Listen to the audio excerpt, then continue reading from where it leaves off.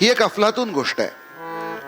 विशिष्ट स्वरांची निश्चित पद्धतीने केलेली मांडणी आणि त्यातून निर्माण होणारा भाव, असं रागाचं अगदी प्राथमिक आणि ढोबळ वर्णन करता येईल. प्रत्येक रागाचे तीव्र कोमल सूर, सुरांची रचना आणि त्या रागाचा भाव त्यामुळे निश्चित होत असतो. कलाकार म्हणजे तो भाव आपल्यापर्यंत पोहोचवण्याचं माध्यम इतकंच. तो भाव जितक्या उत्कटपणे श्रोत्यांच्या मनाला भावेल तितका तो कलाकारही मोठा. रागांचं चित्र म्हणजे भावांचं चित्र. रागाचं चिंतन म्हणजे राग काय म्हणू पाहतोय, काय सांगू पाहतोय याचं चिंतन. आपण शुद्ध तोडीत आहोत. आर्तता, शरणता, भक्ती, भक्त असणं आणि परमेश्वरच होणं, यातल्या सगळ्या छटा तोडीच्या. या तोडीचं, भावभावनांचं मानवी रूप म्हणजे मीरा. सावरो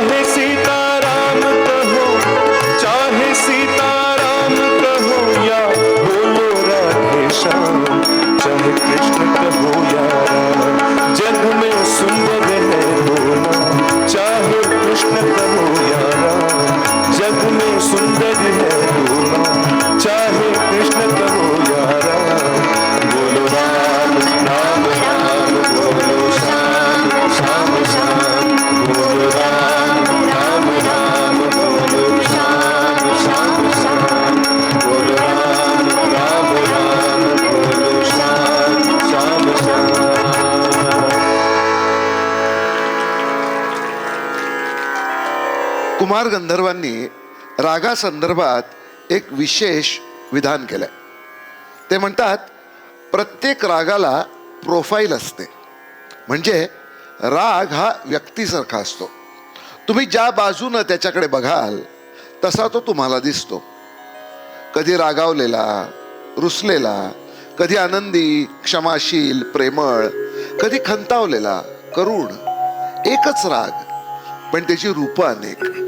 त्यामुळे अमुक गाणं किंवा तमुक रचना म्हणजे तो राग, इतकं बाळबोध समीकरण नाही मांडता येत. रागातल्या स्वरांचा स्वभाव कसा आहे, त्यांचं म्हणणं काय आहे, आणि तो राग आपण कुठून पाहतो आहोत, ऐकतो आहोत, यावर आपल्या मनात उमटणारं रागाचं प्रतिबिंब अवलंबून असतं. वेगवेगळ्या प्रोफाईल्स एकत्र केल्या की रागाचं संपूर्ण व्यक्तित्व उभं राहतं.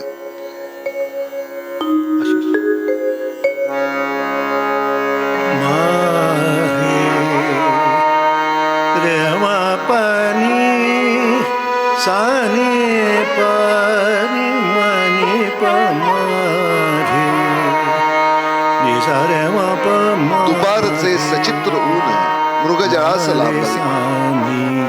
दुपारचे सचित्र ऊन मृगजळास लांबवी. अनंत इंद्रियातले स्वतंत्र शोक जागवी. असह्य रखरखती दुपार, अंगांग भाजून काढणारी.